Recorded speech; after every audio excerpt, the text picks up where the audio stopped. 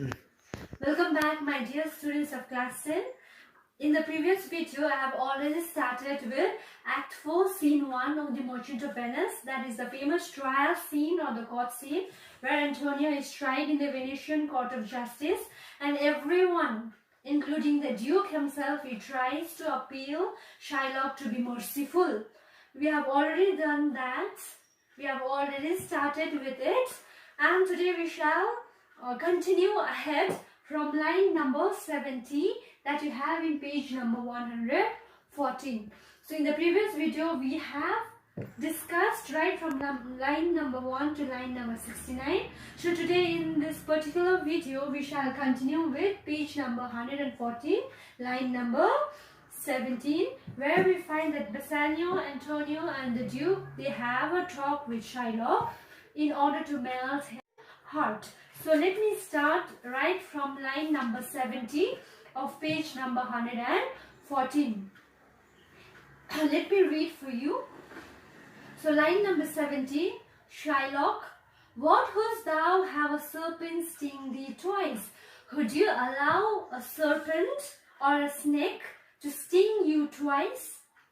So here Shylock is comparing a serpent to Antonio.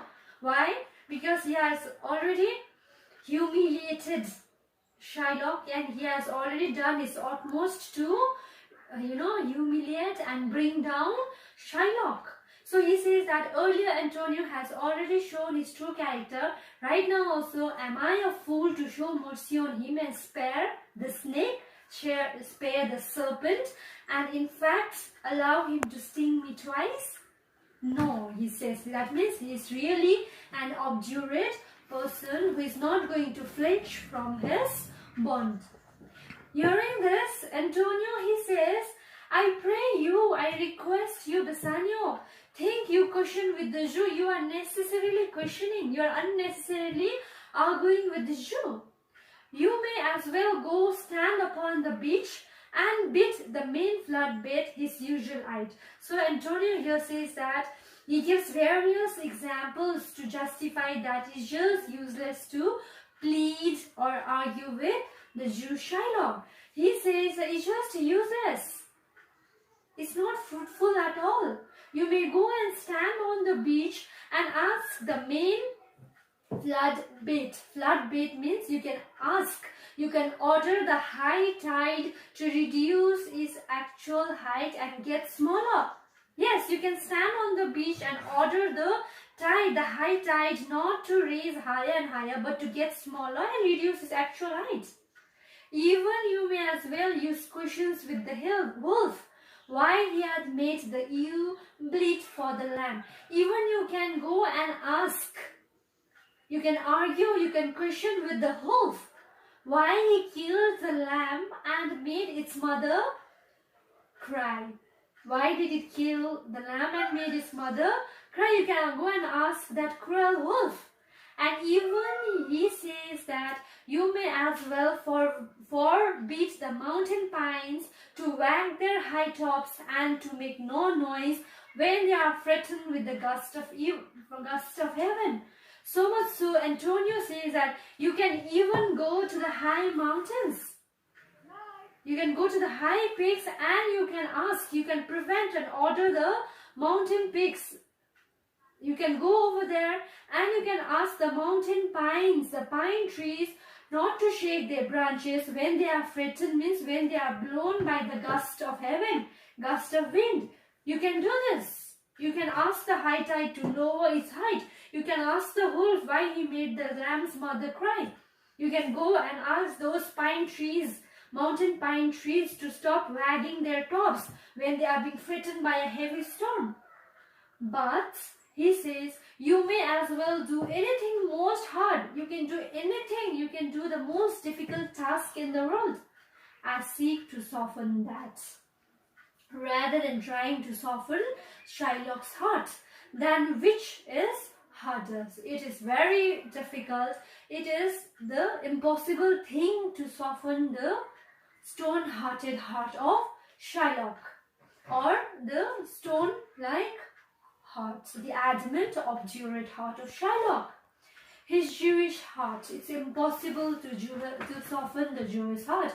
You can do the most impossible thing in the world, but to soften the Jewish heart is just next to impossible, most difficult, rather impossible. I need to beseech you, I need to request you, make no more offers, use no further means. I request you not to make any offers in monetary terms, no further means no further arguments, but with all brief and plain conveniency. That means, but without wasting any time, let me have judgment and let the Jew have his will. So here it says that with all the due speed and simplicity as it is convenient to you, let me have my judgment and let this Jew have his will, because unnecessarily you are trying to appease him. Then Bassanio says, for thy 3,000 ducats, here is 6. So instead of 3,000 ducats, Bassanio is offering 6,000 ducats, twice the exact amount. Then how does Shylock respond to it when he is offered with 6,000 ducats? He says, if every ducat is 6,000 ducats, if every ducat in 6,000 ducats were in 6 parts, even if one ducat were in different 6 parts, and if those every part was a ducat, I would not draw them. I would have my bond. So Shylock is so much adamant. He says, how much money or how much ducats you are going to provide me, I'm not going to accept it. So much so that if every ducat was again divided into further 6 parts, and those 6 parts, if they could have been a ducat also, then also I would not have accepted that. I could only have my bond. Then the Duke says, how shall thou hope for mercy rendering none? Shylock, how can you hope mercy from God when you render to none, when you show or display that to none of the people? Then Shylock, he ruthlessly answers, what judgment shall I dread? Why should I be afraid of your judgment? Doing no wrong, I haven't done anything wrong. Why should I dread of your judgment? You have among you, then he again gives another example. You have among you many a purchased slaves. Here Shylock says, many of you present in the court have purchased or bought slaves, which just like asses, donkeys, your dogs and mules, you all have brought slaves. You use in abject and in slavish parts. You use your slaves like donkeys, asses and mules, whom you have purchased in an abject, means in a dirty way. You make them do awful job. And you just treat them, you have purchased like a slave. Because why you do that? Because you have bought them, because you have purchased them, so you treat them as a slave. Shall I say to you, but should I say to you, let the slaves be free. Marry them to your heirs, marry them to your children. Then why sweat they under burdens? Why are you making them work very hard? Why are you making them work very hard? So if I ask you this, if I again ask you, let the beds be made as soft as yours, and let their palates be seasoned with such viands. If I say you, let those slaves be free, or let those slaves get married to your children, provide them the same bed as yours, provide them the same palate meals, same food as you eat, then what will you answer? Will you treat the slave like that? You will say that no, the slaves are ours and we're going to treat however we like. So do I answer you? That's how I'm going to answer you, because the pound of flesh also which I demand from Antonio is dearly bought. I have dearly purchased it, and it is my slave now. It's mine and I will have it. It's mine and I'm gonna have it. If you deny me, fie upon your law. If you deny me, shame upon your law. There is no force in the decrees of Venice. I stand for judgment. There is no law in the Venice decrements. The laws of Venice have no validity. They can stop me from getting what I have purchased. I can do whatever I want with what I have purchased, that because that belongs to me. I stand for judgment, and so shall I have it. So here Shylock basically tries to say that I have dearly purchased Antonio's pound of flesh. That's why he has every right to get what he deserves or what he wants. Then Duke says, upon my power, I may dismiss this court.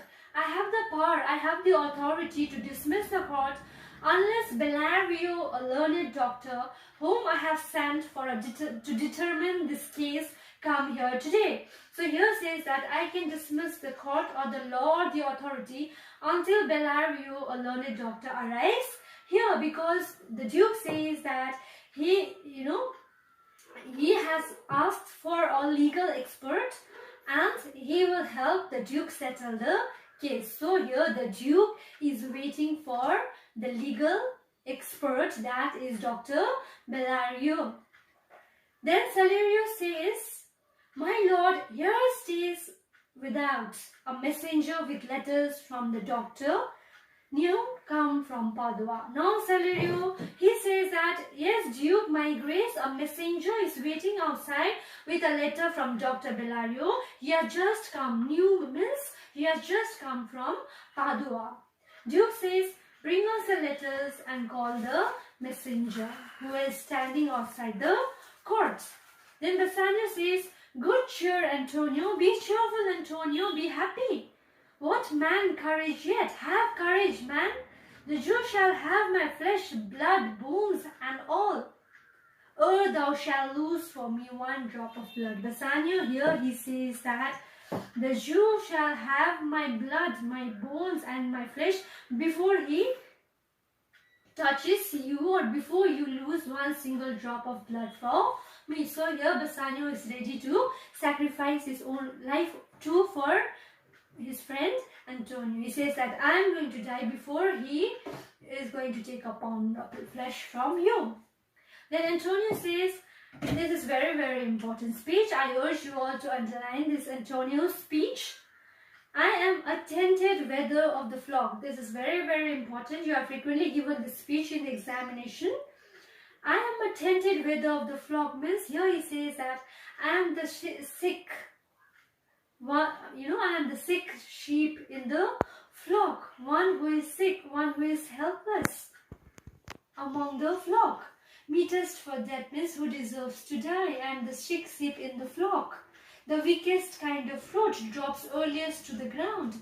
He says, I am the weakest fruit which is ready to drop on the ground.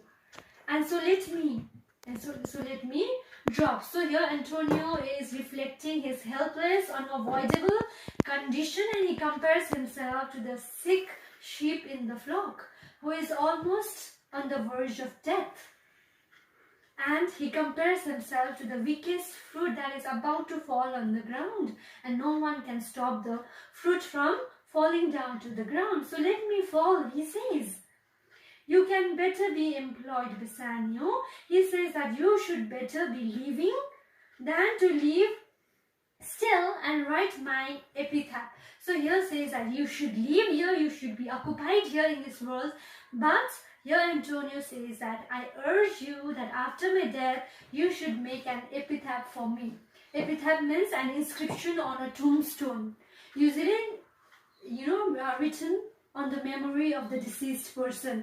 It's generally a short poem or a text written in the memory of a deceased or a dead person, that is inscribed on the tombstone. He wants an epitaph, means something written about him on the tombstone after his death. So Antonio's final desire is to make an epitaph in his memory. So this is the end of line 120. Enter Nerissa dressed like a lawyer's clerk. So this subheading we are going to deal in the next class. Until then, I request you all to read this lines thoroughly and try to comprehend it. And in the next video, we shall start from line number 121 with the subheading Enter Nerissa dressed like a lawyer's clerk. Thank you very much.